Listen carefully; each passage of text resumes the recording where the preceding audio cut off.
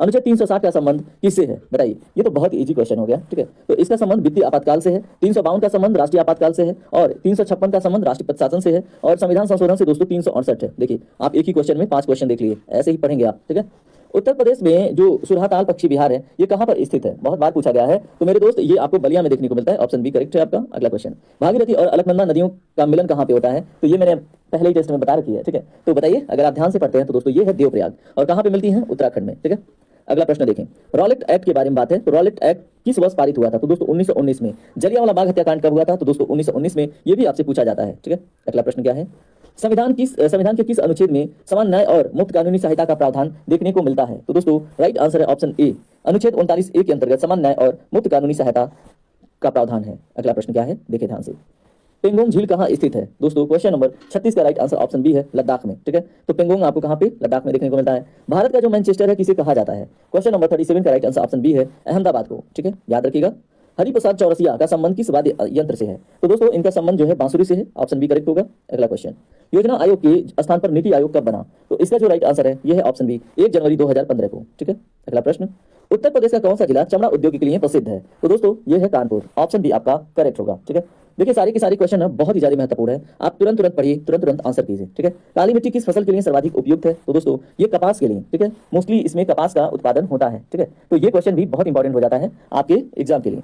उसके बाद चलिए बात करते हैं अगले क्वेश्चन पे। अगला क्वेश्चन देखिए क्या है, एक मार्ग का संबंध किससे है, तो दोस्तों ये भी पूछा जाता है, इन्वायरमेंट का क्वेश्चन है। तो इसका राइट आंसर है आपका ऑप्शन ए, गुणवत्ता से रिलेटेड होता है एक मार्ग। अगला क्वेश्चन क्या है, ग्रांड ट्रंक रोड, ठीक है, ग्रांड ट्रंक रोड का निर्माण किसने करवाया था, तो इसका जो राइट आंसर है वो है ऑप्शन बी, शेर शाह सूरी ने। अगला क्वेश्चन देखिए, अगला क्वेश्चन है, भारत के मुख्य चुनाव आयुक्त की नियुक्ति कौन करता है, राइट आंसर क्या होगा, ऑप्शन बी होगा, राष्ट्रपति, ठीक है, याद रखेंगे।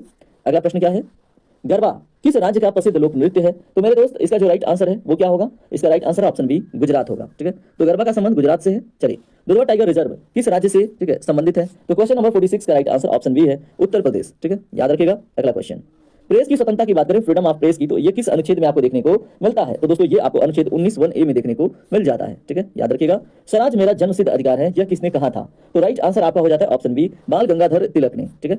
अगला प्रश्न देखें, उत्तर प्रदेश की जो थारू जनजाति है मुख्य रूप से कहां निवास करती है, तो दोस्तों राइट आंसर ऑप्शन बी, तराई क्षेत्र में, ठीक है। आइए बात करते हैं अगले प्रश्न पे, नामदफा राष्ट्रीय उद्यान कहां स्थित है, तो दोस्तों ये आपको अरुणाचल प्रदेश में देखने को मिलता है, नामदफा राष्ट्रीय उद्यान, ठीक है। आइए बात करते हैं अब नेक्स्ट 50 क्वेश्चन के ऊपर, कि हमने 12 मिनट में लगभग 50 क्वेश्चन देख लिए, लगभग क्या एग्जैक्टली 50 प्लस क्वेश्चन देख लिए। मान के चलिए आपने 70 क्वेश्चन देख लिए हैं जो एक्स्ट्रा इन्फॉर्मेशन है उसको ऐड करके, ठीक है। तो आप इन सभी इंपॉर्टेंट क्वेश्चन के लिए, ठीक है, और मेरी मोटिवेशन और एनर्जी के लिए जो मैं बोलता हूँ करते रहिए। मीन्स की लाइक करना ये क्या करता है, मतलब मोटिवेट करता है कि हाँ मतलब कंटेंट को लोग अच्छे से पसंद कर रहे हैं, और कमेंट करते हैं तो मुझे पता चलता है कि हाँ आपको इंटरेस्ट है, आपको मुझसे जुड़ना और मुझसे पढ़ना अच्छा लगता है, ठीक है। तो ये दोनों चीजें बहुत जरूरी है मेरे मोटिवेशन के लिए, ठीक है। अगला क्वेश्चन देखिए, पायरोमीटर का उपयोग, ठीक है, क्या मापने के लिए किया जाता है, वेरी इंपॉर्टेंट क्वेश्चन है दोस्तों, आप मुझे कमेंट करके बताएंगे। तो उच्च तापमान के मापन के लिए, ठीक है, उच्च तापमान मापने के लिए पायरोमीटर का प्रयोग किया जाता है, ठीक है। अगला क्वेश्चन देखें, जो पेंसिल की लीड होती है, ठीक है, उसको बनाने में किसका प्रयोग किया जाता है, तो दोस्तों इसको बनाने में ग्रेफाइट का प्रयोग किया जाता है, ठीक है। अगला प्रश्न देखिए आपसे क्या बना है, किस गैस को स्ट्रेंजर गैस कहा जाता है, तो दोस्तों राइट आंसर है आपका ऑप्शन सी, ठीक है, जो जिनॉन है इसको स्ट्रेंजर गैस कहा जाता है, याद रखिएगा, आपके एग्जाम में प्रश्न बन जाएगा। मनुष्य के शरीर में इंसुलिन का स्राव कहां से होता है, तो दोस्तों ये होता है अग्नाशय से, यानी कि पैंक्रियाज से, याद रखिएगा। अगला प्रश्न देखें, वेरी रोग किस विटामिन की कमी से होता है, तो दोस्तों राइट आंसर है ऑप्शन ए, विटामिन B1 की कमी से, ठीक है। अगला प्रश्न देखें, जो सोलर सेल है इसमें प्रयुक्त होने वाली मुख्य तत्व कौन सी है, तो दोस्तों राइट आंसर है ऑप्शन बी, सिलिकॉन, ठीक है। तो सोलर सेल में, ठीक है, सिलिकॉन का प्रयोग किया जाता है जो एक अर्धचालक है। ध्वनि की गति सर्वाधिक किसमें होती है, तो दोस्तों राइट आंसर आप मुझे कमेंट करेंगे, राइट आंसर है इस्पात यानी कि स्टील में, ठीक है। अगला प्रश्न देखिए क्या है, जंग लगना एक प्रकार की अभिक्रिया है, तो कैसी अभिक्रिया है, तो दोस्तों राइट आंसर है इसका ऑप्शन बी, रासायनिक ऑक्सीडेशन है, ठीक है। अगला प्रश्न देखिए क्या है, भारतीय रिजर्व बैंक का राष्ट्रीयकरण किस वर्ष हुआ था, तो इसका राइट आंसर क्या होगा, बताएं मुझे कमेंट करके, ऑप्शन सी करेक्ट होगा, 1949 में, ठीक है, 1 जनवरी 1949 को। विश्व बैंक का मुख्यालय कहां पे है, ऐसा प्रश्न मैंने आपसे, तो दोस्तों आप याद रखिएगा ये है आपको वाशिंगटन डीसी में ये देखने को मिलता है इसका मुख्यालय, ठीक है। ऐसे आरबीआई का पूछे तो मुंबई याद रखेंगे, ठीक है। मेक इन इंडिया कार्यक्रम की शुरुआत कब हुई और क्यों हुई थी, मैंने आपसे प्रश्न पूछ लिया था, अब है कब हुई, तो दोस्तों सितंबर 2014 में, ठीक है। और इसका उद्देश्य क्या था, जो इकोनॉमी का सेकेंडरी सेक्टर है यानी विनिर्माण जो वर्ग है उसको प्रमोट करना, ठीक है। भारत में जीडीपी की बात करें तो सबसे बड़ा हिस्सा किस क्षेत्र से आता है, तो राइट आंसर है इसका ऑप्शन सी, सेवा क्षेत्र से, सर्विस सेक्टर से, ठीक है।